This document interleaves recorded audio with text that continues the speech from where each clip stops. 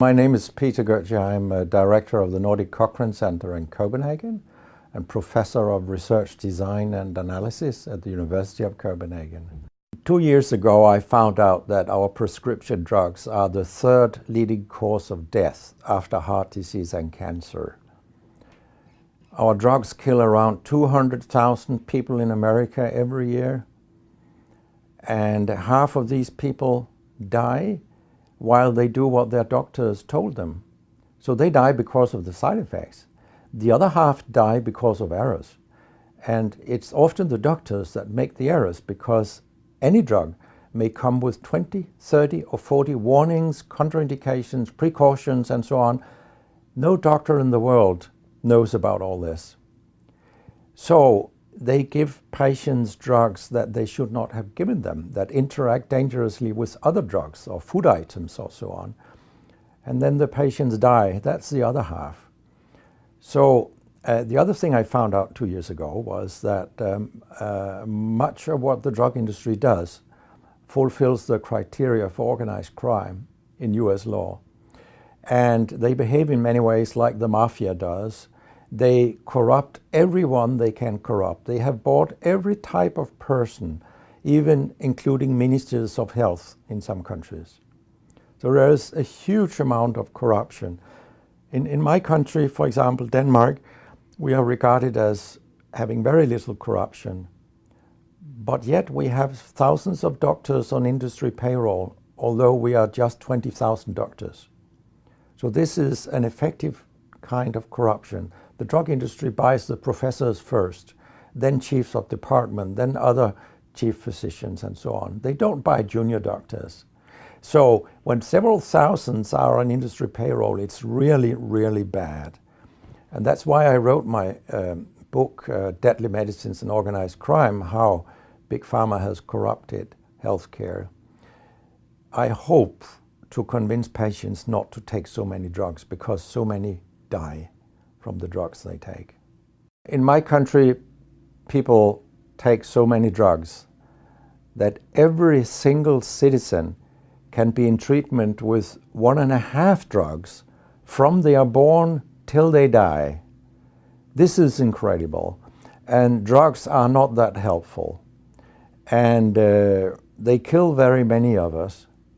We know that. That's why drugs are the third major killer after heart disease and cancer. So what we need in the coming years is to take far fewer drugs than what we do currently. If we did that and we were careful, then we could live longer and live better lives. Because drugs have many side effects, and patients often don't realize that when they become worse, that it could be a side effect of the drug, which they continue taking because that's what their doctors tell them. So when I was a specialist in internal medicine, what I very often did was that I stopped a lot of drugs, particularly in elderly people. And it's quite revealing to see a bedridden elderly person come into your ward, and when you stop the drugs, I mean, that person becomes many years younger. And many of these drugs affect the brain, and old people tolerate that very, very badly. They fall, and when they break a hip, 1/4 of them die. And for example, antidepressant drugs are used in more than 10% of our elderly. And they seem to kill 3% of them every year. I mean, if 100 old people take an antidepressant for 1 year, 3% of them will die because they fall and break their hip. This is a huge death rate. So a lot of other drugs than antidepressants also make people fall and kill them. And they may affect your cognition, your memory and all these things.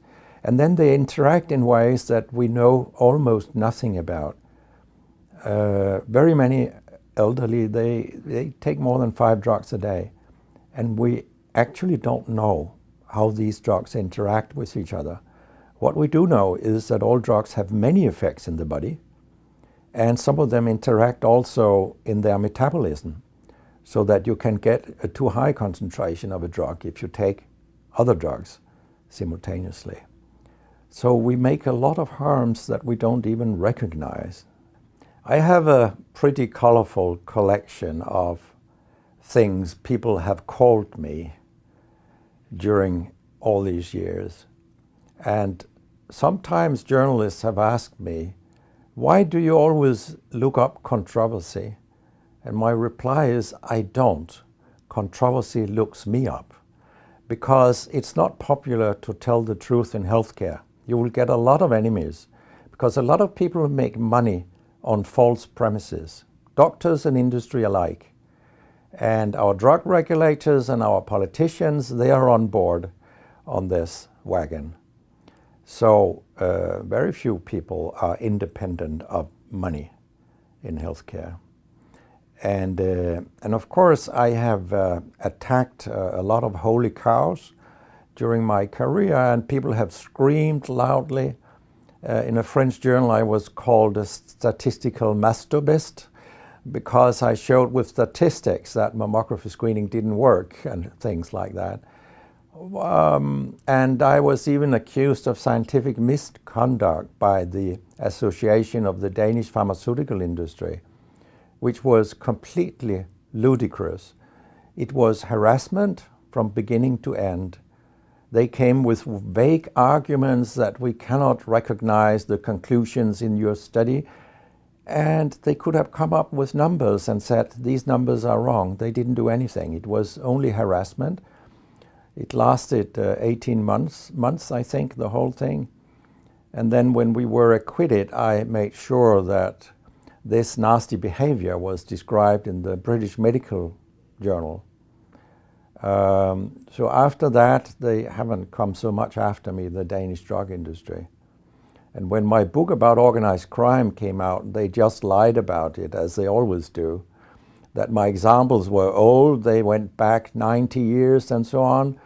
But, you know, where I demonstrate that what the 10 biggest companies do is organized crime.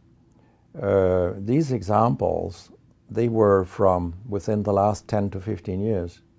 That's not old examples. And the crimes have increased because when crime pays, you will have more crime. That's how capitalism works.